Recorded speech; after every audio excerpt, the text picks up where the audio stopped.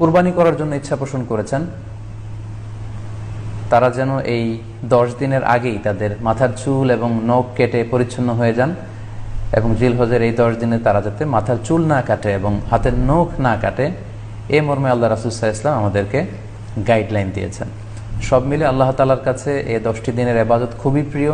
এমনকি হাদিসে এসেছে, যেটা আমরা বললাম, যে জেহাদের চাইতেও বেশি প্রিয়। এজন্য এই সুবর্ণ সুযোগটুকুন যেন আমরা কখনোই মিস না করি।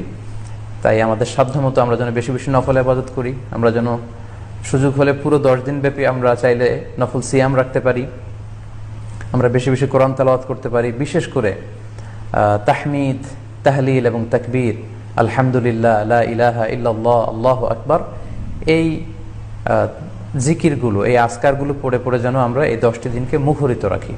আল্লাহ তাআলা জিলহজ মাসের যে মাহাত্ম্য এবং বারাকা তিনি আমাদের জন্য দিয়েছেন, এগুলো যেন আমরা বেশি বেশি হাসিল করতে পারি।